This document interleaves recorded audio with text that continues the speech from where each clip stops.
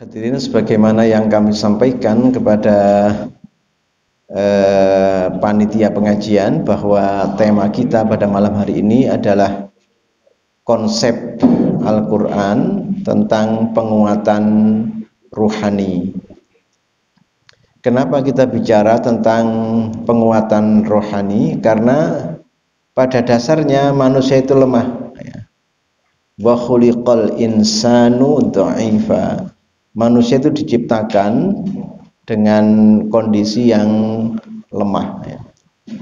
Walaupun dari satu sisi tentu kita memahami manusia itu adalah makhluk Allah yang istimewa dibanding makhluk Allah yang lainnya.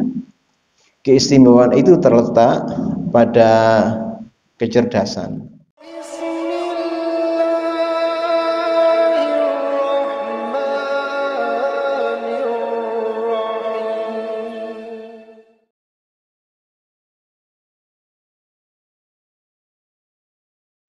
Assalamualaikum warahmatullahi wabarakatuh.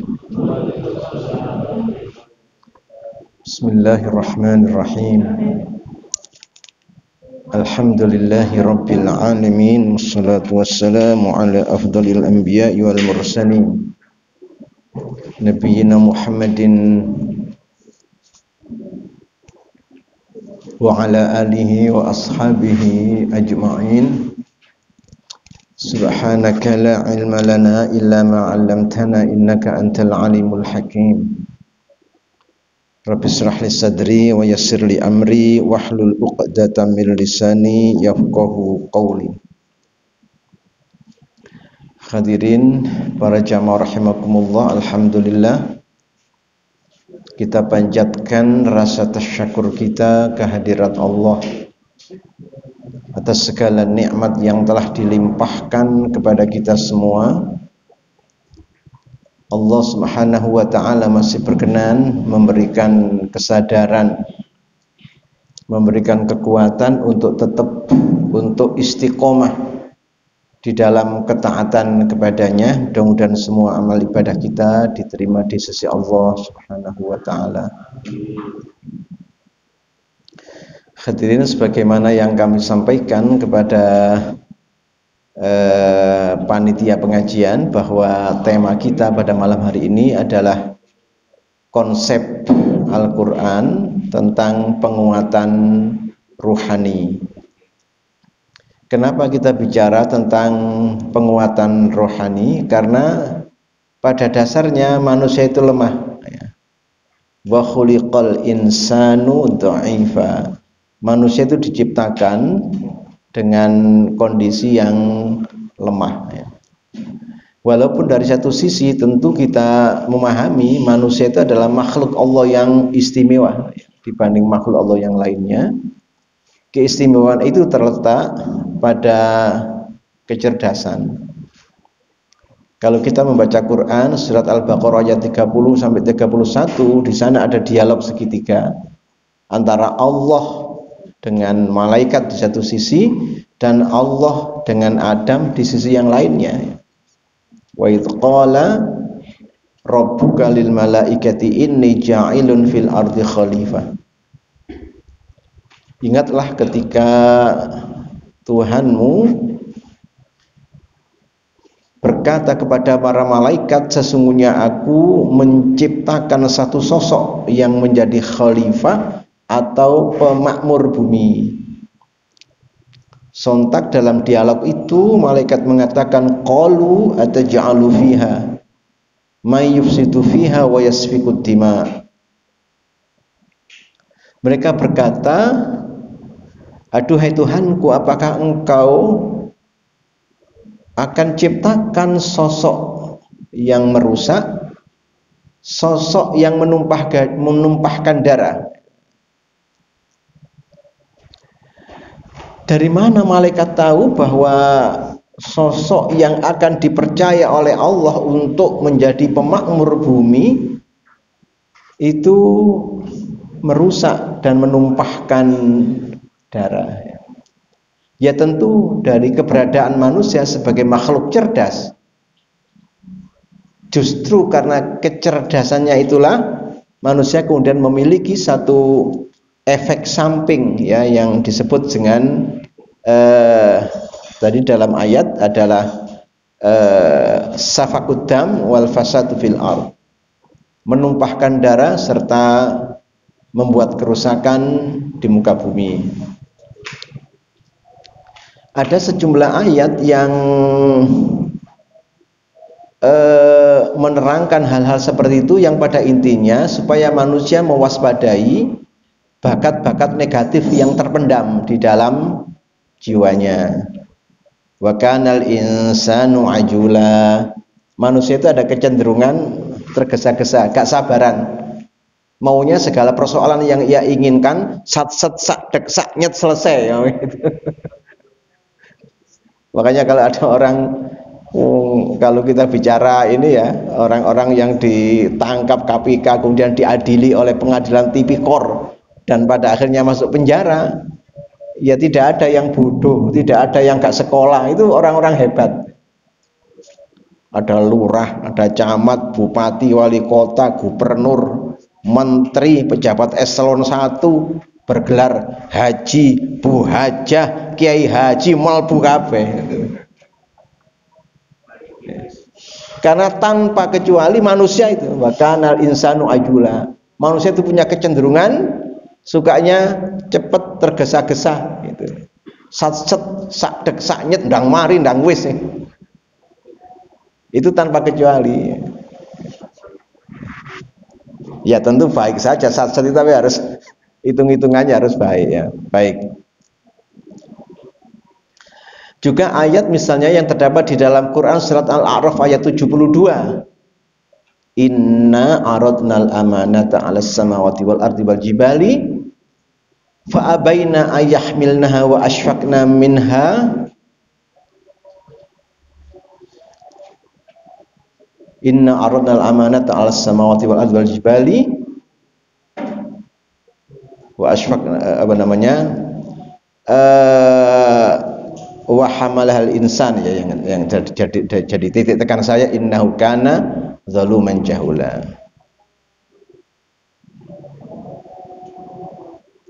Inna aradnal amanata 'alas samawati wal ardi wal jibali fa abaina ayyahmilnaha wa ashfaqna minha wa hamalahal insan innahu kana zaluman jahula.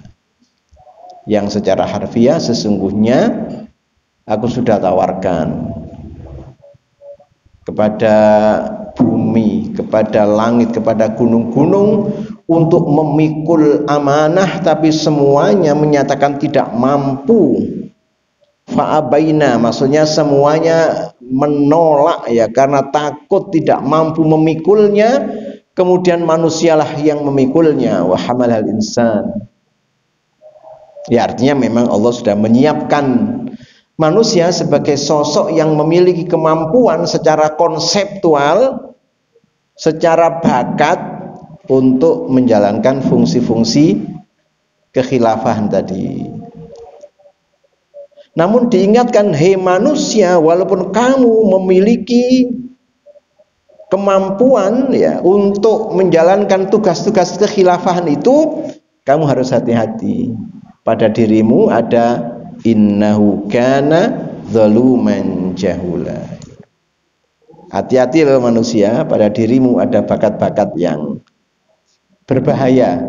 Zalum, jahul. Zalum, kecenderungan menindas. Dan itu bisa kita lihat dalam kehidupan kita sehari-hari. Kan kalau kita bicara penindasan, itu pasti ada perilaku tidak adil yang berasal dari kelompok atau sosok yang berlebih SDM, ditujukan kepada kelompok atau sosok yang berkekurangan SDM. Ya kalau SDM-nya fisik, ada penindasan fisik. Uyil-uyilan, antri, mencium hajar aswad yang badannya kekar, akhirnya menyingkirkan yang krempeng-krempeng, itu ada penindasan fisik. Antri sembako, yang tuwek-tuwek minggir kabeh karena kalah dengan yang fisiknya masih kuat. Kalau SDM yang dimaksudkan adalah ekonomi, ada penindasan ekonomi. uang yang dimiliki dalam jumlah besar tidak dipergunakan untuk misalnya usaha-usaha ta'awun, tapi justru dipakai untuk memeras mereka yang sejatinya perlu ditolong.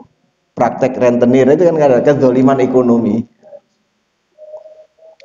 ada kezaliman politik ya. Kalau SDM yang dimiliki adalah politik, kuasa yang ia miliki tidak dipergunakan sebanyak-banyaknya atau sepenuhnya untuk kemaslahatan masyarakat atau rakyat yang dipimpinnya, tapi justru untuk membungkam hak politik mereka, misalnya kezaliman politik ya, ada macam-macam kezaliman budaya dan seterusnya. Nah, itu ayat-ayat yang memberikan satu warning atau peringatan kepada manusia agar mereka, yakni manusia, tidak terbawa oleh arus kuat ya, tarikan-tarikan negatif ya dalam dirinya. Karena kalau bicara zalum tadi itu kan menindas, kemudian jahul ya identik dengan satu perilaku yang irasional ya, bukan tidak rasional. Irasional tadi kami sampaikan, yang ditangkap KPK kemudian diadili oleh pengadilan tipikor itu tidak ada orang bodoh, itu orang sekolah semua itu.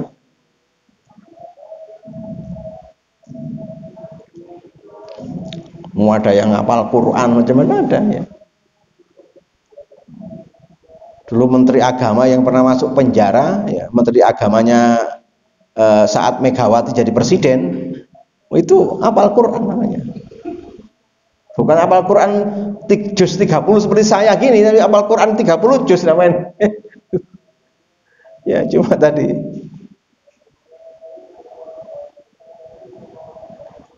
saya pernah bisa cerita gitu karena ya setidaknya pernah ngajar saya, setidaknya guru saya waktu saya masih kuliah. Beliau guru besar dan memiliki spesifikasi di bidang ilmu usul fikih, kemudian diangkat jadi menteri ya. Ya namanya masuk itu kan berarti masuk sistem ya kan, tidak bisa sudah, tergoda. Berangkat dari catering haji ya, diberikan kepada ponaannya, misanannya, kerabatnya ya, orang-orang yang dulu memegang itu ya teriak semua. Akhirnya dicarilah kesalahan-kesalahannya ya. Dan masuk penjara akhirnya ya. Baik. Jadi jahula itu identik dengan tindakan irasional dalam arti mengedepankan kepentingan jangka pendek, mengedepankan kenikmatan sesaat, tidak berpikir tentang jangka panjang atau kenikmatan abadi. Sebagaimana Quran mengatakan walal akhiratu khairul laka minal ula, kan sebenarnya yang jangka panjang, yang abadi itu harus kamu utamakan daripada yang jangka pendek, daripada yang sesaat. Makna sesaat ya senyampang kuku saya masih tajam, senyampang saya punya kuasa, kapan mana gak ngene. Kalau biasa-biasa ya mosok iso sugih sampai pensiun kan gitu. Baik. Nah kemudian yang tadi kami katakan sebagai bagaimana konsep Al-Quran untuk penguatan-penguatan rohani agar kita terhindarkan dari tarikan bakat talenta negatif yang ada dalam diri kita. Setidaknya yang terdapat di dalam Quran surat Al-Ma'arij, di sana dikatakan innal insana khuliqa halu'a idza massahu syarru jazua wa idza massal khairu manu'a. Sesungguhnya manusia itu khuliqa, diciptakan dengan bakat halu'a. Apa halu'a itu? Idza massahu syarru jazua, apabila ia ditimpa kemalangan ia suka berkeluh kesah. Nah ini sesuai dengan ayat yang kita baca tadi, wa kanal insanu ajula. Manusia itu punya kecenderungan untuk tidak sabar, termasuk menyelesaikan persoalan.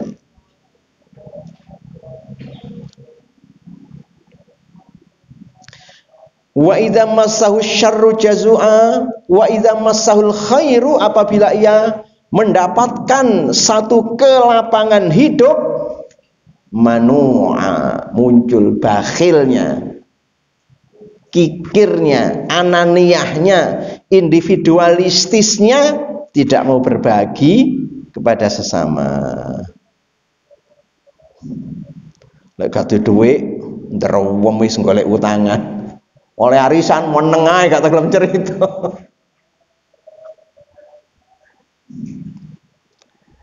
Nah, kemudian ayat mengatakan illal musallina alladzina hum ala salatihim daimun, kecuali orang yang melaksanakan salat, tegakkan salat, di mana salatnya itu adalah salat daim.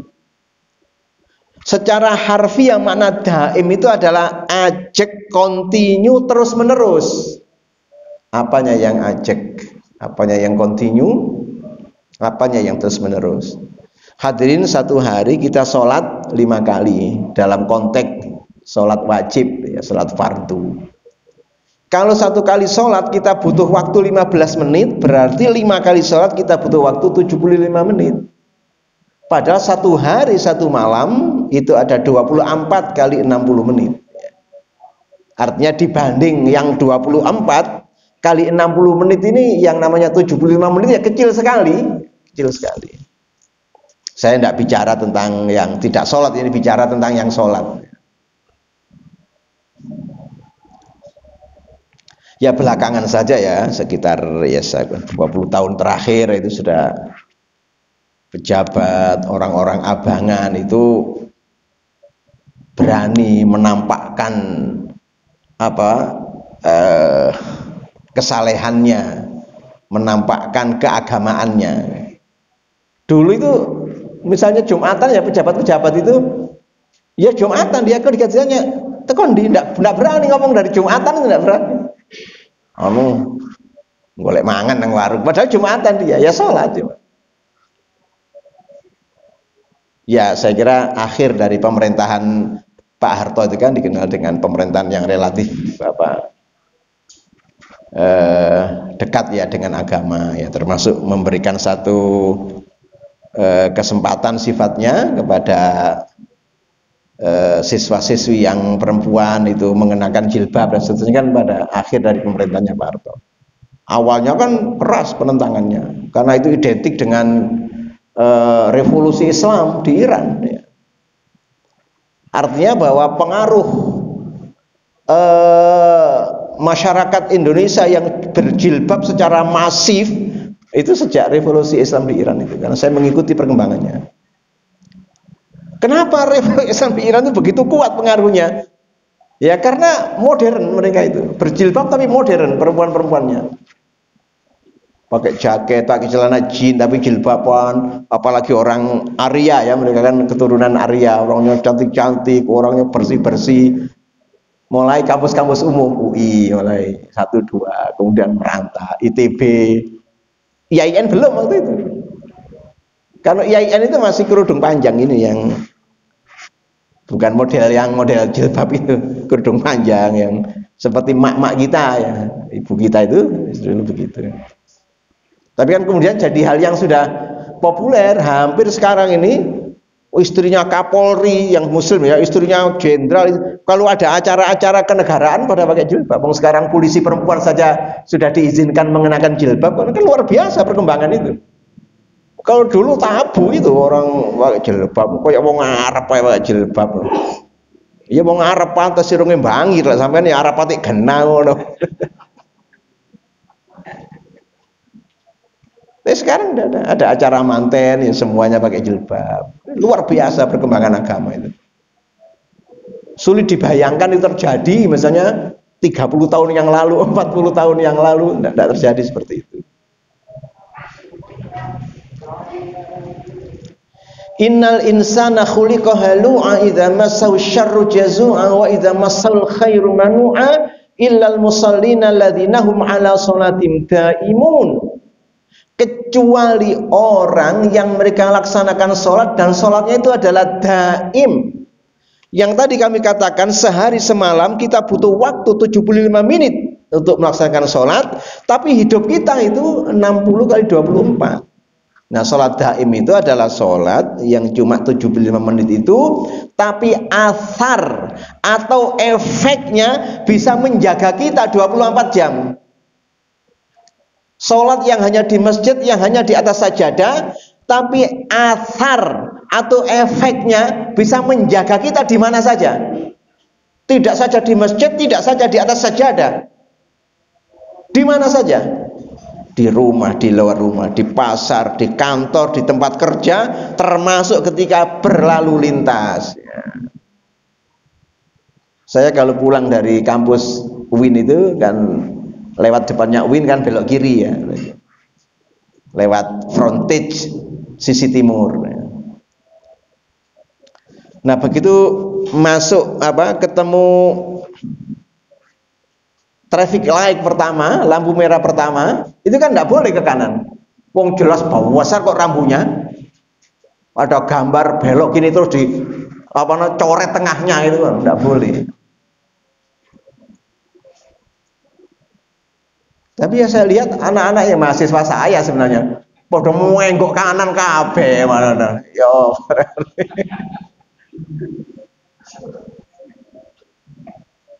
Coba itu, berlalu lintas itu artinya sholatnya belum mampu menjaga dia saat berlalu lintas, belum mampu menjaga dirinya. Wong baru keluar dari kampus saya sempat.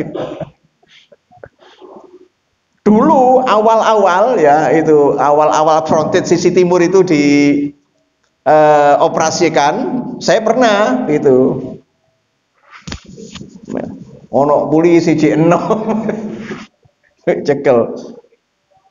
Pak, salah Pak itu. Iya ya, sampean tilang. Tak tunjukkan KTP saya. Loh, Bapak itu dosen situ ya? Iya, wah sampai aku dosen gak ngei contoh murid. Lah ya apa Mas kadung menggo tak uterno maneh gak kena. Sudah Pak, jangan diulangi. Ya sejak itu enggak pernah lagi saya. Ya malu saya diperingatkan anak-anak muda itu. Nah, sholat daim itu seperti itu. Itulah sebabnya kenapa Allah Subhanahu wa ta'ala menyuruh kita, memerintahkan kita minta tolong kepada sabar dan kepada sholat. Wasta'inu bis-sabri was-sholat. Innallaha ma'as-sabirin. Minta tolonglah kalian kepada sabar dan sholat. Loh, kok bisa minta tolong kepada sabar dan sholat? Minta tolong kepada ketua RT, ketua RW. Tapi wasta'inu bis-sabri was-sholat. Minta tolonglah kalian kepada sabar dan kepada sholat. Kesabaranmu juga sholat yang kamu jalankan memunculkan sebuah energi. Yang energi inilah nanti menolong kamu. Sebagaimana firman Allah, inna sholata tanha anil fahsyai wal munkar. Bahwa sholat punya kekuatan, punya energi untuk mencegah orang dari perbuatan keji dan perbuatan mungkar. Itulah sebabnya tadi kita disuruh oleh Allah minta tolong kepada sholat dan kepada sabar. Lah iya, yang rajin sholat saja masih melanggar. Apa mana sih nggak tahu sembahyang.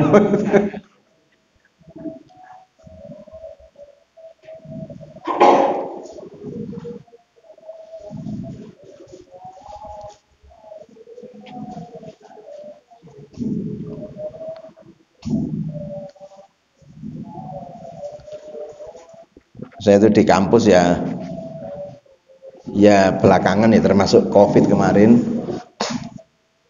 banyak dosen-dosen muda meninggal. Dilalah dosen-dosen muda yang meninggal itu rata-rata yang tidak merokok. sehari-harinya tidak ada yang merokok. Makanya ya rada tadi guyonan begitu. Itulah ya, kalau orang tidak merokok gampang mati ya. Ya saya jawabnya begini, seandainya yang mati-mati itu merokok, lebih cepat lagi matinya. Karena di luar sana itu. Justru kalau di persentase ya tidak begitu ya, tentu lebih banyak yang merokok lah ya. Illal musallina alladzina hum ala sholatin da'imun. Pertama, yang kedua, walladzina fi amwalihim haqqum ma'lum lis-sa'ili wal mahrum.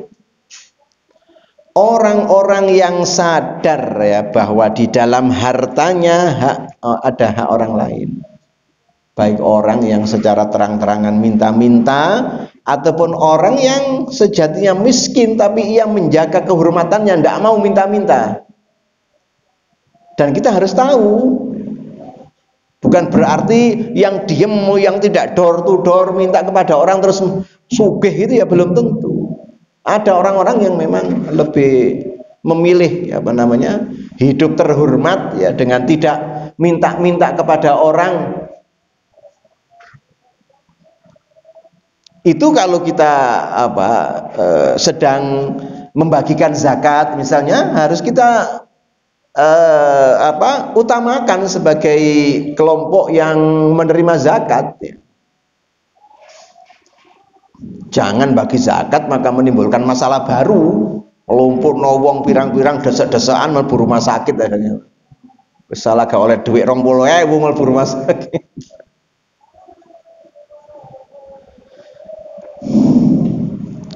Ada sahabat Nabi namanya Hakim bin Hizam, sebagaimana diceritakan dalam Sahih Bukhari. Hakim bin Hizam itu cerita, saya datang kepada Nabi minta sesuatu harta, dikasih saya. Gampang golek duit ya. Nek njaluk dikasih. Akhirnya saya minta lagi, dikasih lagi. Minta lagi, dikasih lagi sampai 3 kali. Tapi yang terakhir saya dipanggil oleh Nabi. Saya mendekat, kemudian saya didhawuhi, ya Hakim, innal mala khadiratun khulwun atau khulwun khadiratun. Hei Hakim, hati-hati, harta itu manis hijau. Harta itu manis hijau. Khulwun itu artinya manis, khadiratun hijau. Disebut hijau ya ndak ada lampu kuning apalagi lampu merah, terobos terus itu. Golek sing haram angel kok golek sing halal. Jadi hati-hati, innal mala khadiratun khulwun. Sesungguhnya harta itu hijau dan manis. Disebut manis, di mana-mana ada gula, di situ ada semut. Konflik, konflik di mana-mana. Gara-gara rebutan lahan parkir itu loh, bacok-bacokan ada di koran itu. Gara-gara rebutan lahan parkir, bacok-bacokan.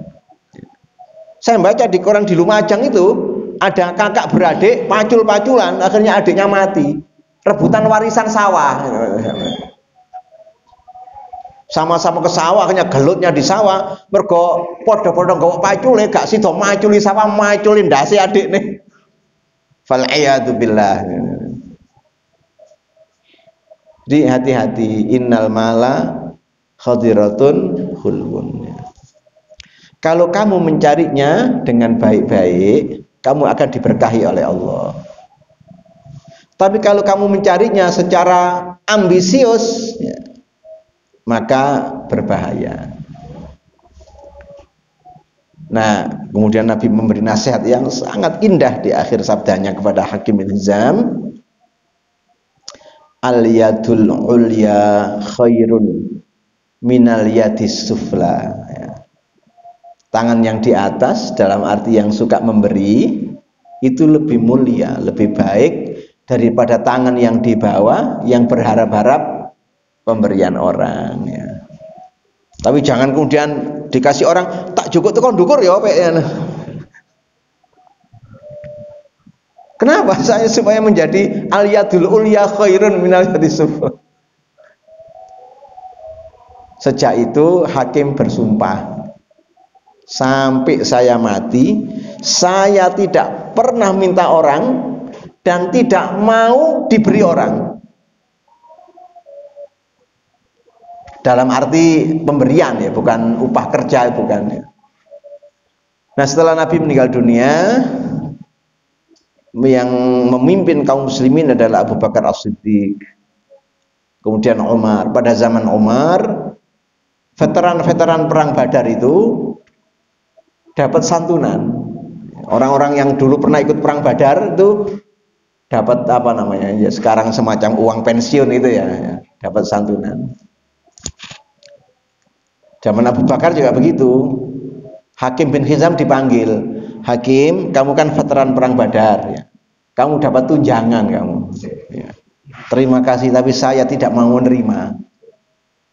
Loh, kenapa? Ini kan hakmu. Saya sudah terlanjur bersumpah, saya nih tidak menerima pemberian orang. Bapak Ibu, memang amanah itu sulit, ya. Dan banyak orang yang cenderung meremehkannya. Saya punya pengalaman ini, ya, mungkin jenengan pernah dengar cerita saya, ya. Ya, anggaplah ini ada cerita ulang itu, ya, ada tayangan ulang. Waktu kami pergi haji tahun 2013, Pak Nur mungkin 2014 nih. Iya, ya, selisih 1 tahun dengan saya ikut Baitul Izzah.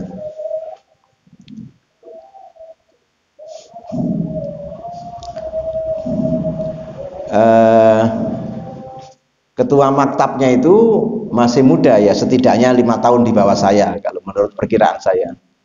Tapi orangnya terlihat khusyuk, soleh, itu lembut, wajahnya juga bersinar gitu.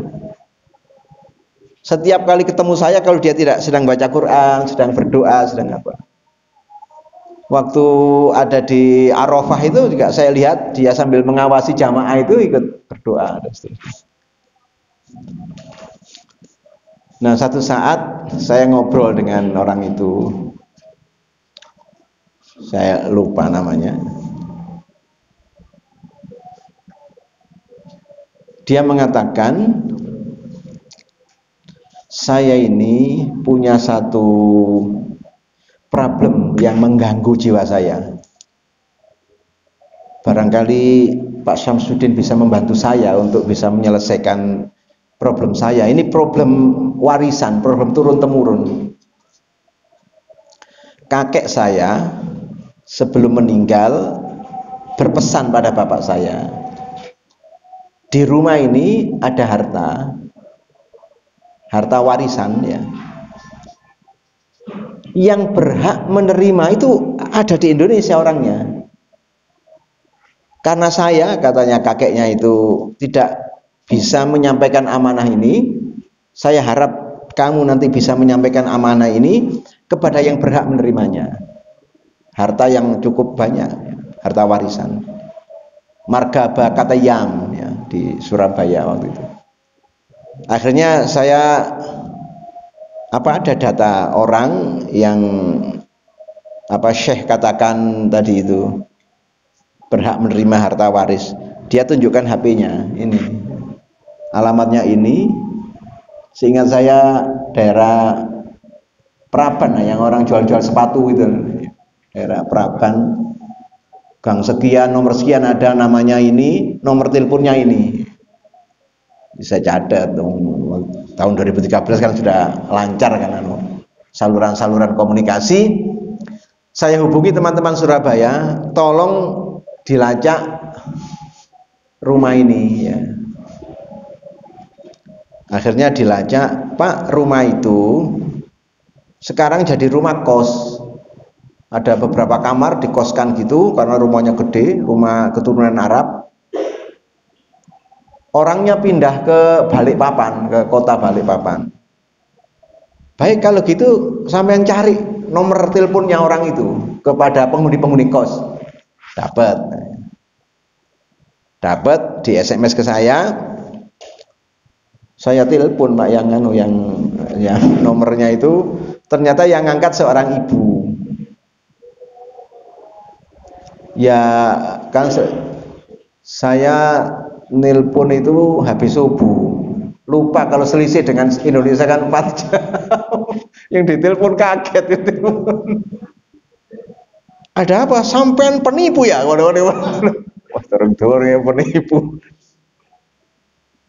Bukan Bu, saya ceritakan gini-gini. Saya tidak menipu Bu. Saya ini sedang menjalankan ibadah haji di tanah suci. Masa di tanah suci saya menipu orang? Baru dia iya, tapi jam berapa ini? Singkat cerita, ternyata anaknya juga pergi haji. Dan itu saya dikasih nomornya, saya hubungi, kontaknya, sambung, terus saya pertemukan dengan Syekh ini di hotel saya sama Pak Jimangesti itu. Terus terjadi dialog. Anda siapa namanya? Orang tua Anda siapa namanya? Kakekmu siapa namanya? Oh, cocok katanya saya. Cocok ini. Ini orangnya saya cari ini. Dicatat sama dia.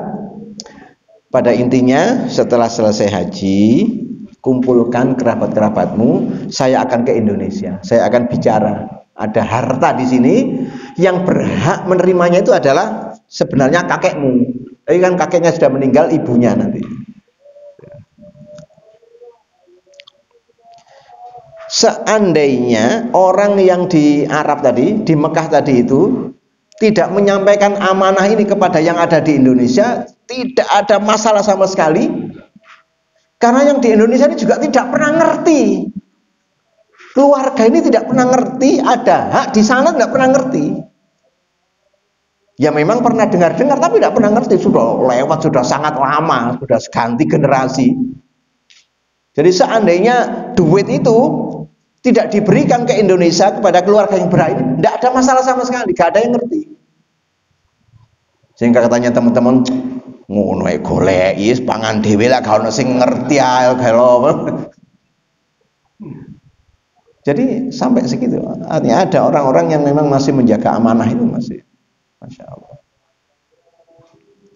Walladzina fi amwalim haqqun ma'lum lis-sa'ili wal mahrum.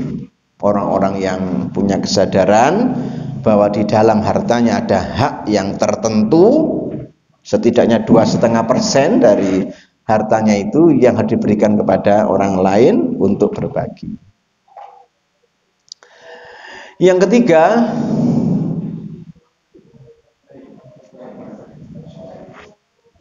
walladzina yusaddiquna biyaumiddin walladzina hum min azabi rabbihim musyfiqun inna azaba rabbihim ghairu ma'mun.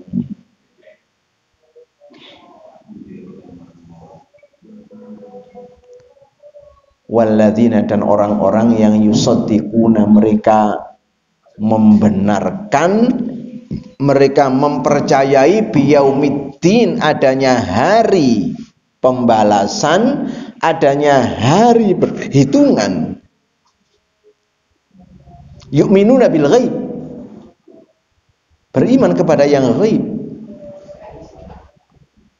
Dan keimanan kepada yang ghaib inilah yang menuntun manusia untuk berhati-hati dalam hidupnya. Sehingga dilanjutkan pada ayat berikutnya, walladzina hum min azabi rabbihim musyfiqun. Orang-orang yang merasa takut, merasa dredeg dengan azab yang datangnya dari Allah. Inna azaba rabbihim ghairu ma'mun.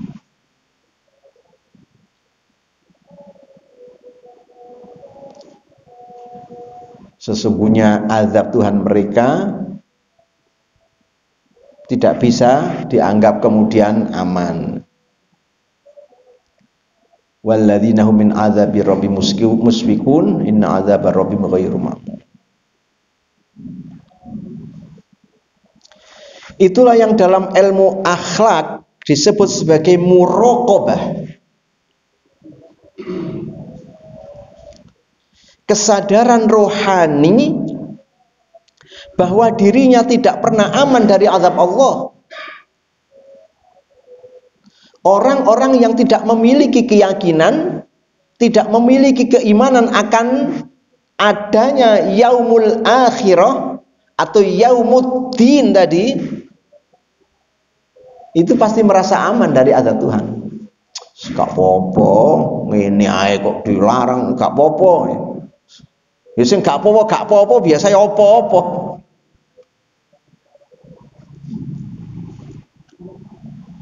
Nah, muraqabah itu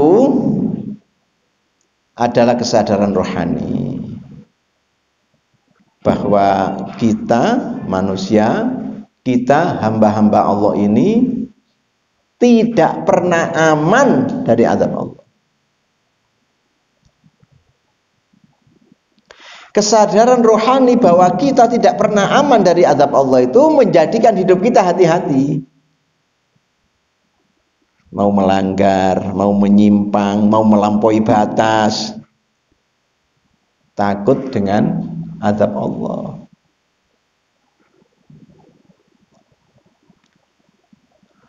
Dan tadi yang mulai kita sebutkan di awal tadi, semuanya berangkat dari bimbingan atau perlindungan Allah Subhanahu wa taala lewat syariat yang diturunkannya. Ya, ayat yang populer yang sering kita baca, Allahu waliyul ladzina amanu yukhrijuhum minadh dhulumati ilan nur walladzina kafaru awliya'uhumut taghut yukhrijunahum minan nuri ila dhulumat. Allah lah pelindung orang-orang beriman, Ia keluarkan mereka dari gelap menuju cahaya. Adapun orang-orang kafir, pelindung-pelindung mereka adalah setan atau taghut. Ia keluarkan mereka dari cahaya menuju gelap. Apa artinya? Berarti takdir awal atau takdir dasar manusia itu takdir baik dalam cahaya. Makanya ada ayat mamin maulud, hadis Nabi, mamin mauludin illa yuladu alal fitrah. Tidak seorang bayi pun yang dilahirkan kecuali dalam keadaan suci. Itu tanpa kecuali semua bayi. Dan itu berbeda dengan teori barat ya, yang disebut dengan tabula rasa. Itu kan mengatakan bahwa bayi yang dilahirkan itu ibarat gelas kosong, tidak ada apa-apanya ya, tergantung diisi apa ya. Kalau yang megang gelas itu warkop ya jadi hitam di sini kopi. Tapi dalam konsep Islam tidak. Bayi yang dilahirkan itu sudah ada isinya. Namanya kesucian, sudah ada isinya. Nah, itu menunjukkan bahwa takdir Allah atas hamba-hambanya itu adalah takdir baik. Lah kemudian ada faktor eksternal ya, termasuk tadi itu mengikuti khutuwati syaitan, namanya langkah-langkah syaitannya. Allahu waliyul ladzina amanu. Allah pelindung orang-orang yang beriman. Yukhrijuhum minadh-dhulumati ilan nur. Ia keluarkan mereka dari gelap menuju cahaya. Ya tentu awalnya bercahaya, tapi kemudian kalau masuk dalam Suasana gelap dikeluarkan dari gelap menuju cahaya. Sering kalau kita mendengar muqaddimah MC acara-acara keagamaan, ya, sholawat dan salam mudah-mudahan terlimpahkan kepada junjungan kita Nabi besar Muhammad SAW yang telah membawa manusia dari alam yang gelap gulita menuju alam yang terang benderang. Ya, maksudnya itu bukan dari alam yang tidak ada lampunya kemudian masuk ke alam yang banyak lampunya. Dari gelapnya kesyirikan, ya, dari gelapnya kebodohan kepada terangnya tauhid dan ilmu. Itu yang dibawa oleh Islam. Beda orang yang dalam kendali syaitan, ya. Dia dikeluarkan dari cahaya menuju kehidupan yang gelap. Yaitu kan tamtsil, ya, perumpamaan. Ya, bayangkan kalau kita lewat di satu lorong yang gelap gulita, ya tentu kita tidak pernah tahu di bawah itu ada apa. Ada ceklongan, ada beling, ada duri dan lain sebagainya, tidak tahu, ya. Karena tidak ada cahaya. Walladzina hum li amanatihim wa ahdihim ra'un walladzina hum bisyahadatihim qaimun. Dan orang-orang yang dengan amanah mereka menjaga, sementara dalam hal kesaksian ia tegak. Hadirin, jangan ngangklang jadi saksi. Apa ngangklang itu, ya. Tapi kalau diminta orang jadi saksi, jangan pernah menolak. Kalau kita memang menjadi saksi yang cukup strategis untuk tegaknya kebenaran, untuk tegaknya keadilan. Dan itu penting. Sebaliknya kalau orang jadi saksi palsu, wah itu bahaya. Sanksi akhiratnya besar. Nabi menyatakan dosa besar itu banyak. Tapi dosa terbesar di antara yang besar-besar itu terbatas. Beliau sallallahu alaihi wasallam pernah bersabda, "Ala unabbiukum bi akbaril kabair." Aku sampaikan kepada kalian tentang dosa besar yang paling besar. Al-isyraku billah wa uququl walidain wa syahadatuz zur.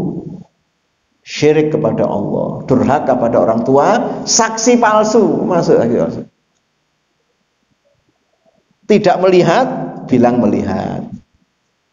Melihat, bilang tidak melihat. Hanya gara-gara kesaksian orang yang seharusnya masuk penjara jadi bebas, yang seharusnya bebas jadi masuk penjara. Luar biasa itu. Ya memang kita tidak pernah dalam posisi yang sulit seperti itu, ya. Sehingga tidak pernah merasakan bagaimana beratnya untuk tegak dengan kesaksian itu. Misalnya jenengan mau jadi saksi kunci di pengadilan, ya. Moro-moro ada yang ke rumah bawa duit rong timbo, uncang lah, gak bingung. Karena yang dipakai dalam Quran isinya timba.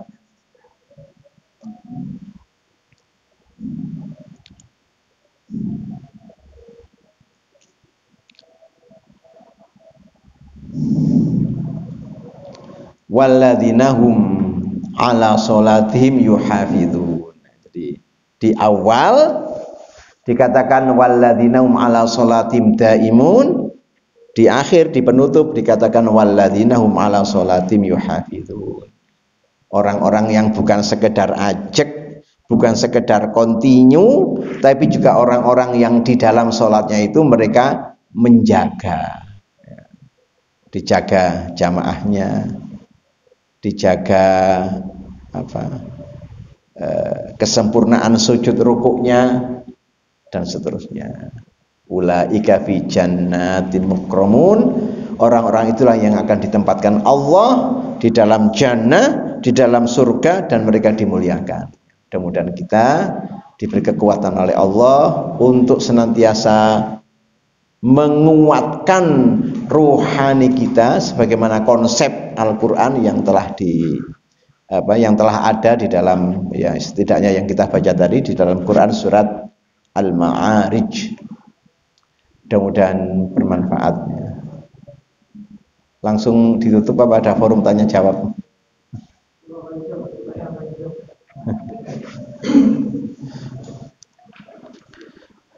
Ya sekiranya tidak ada, kita akhiri dengan hamdalah. Alhamdulillahirabbil alamin. Subhanakallahumma wa bihamdika asyhadu an la ilaha illa anta astaghfiruka wa atubu ilaik. Wassalamualaikum warahmatullahi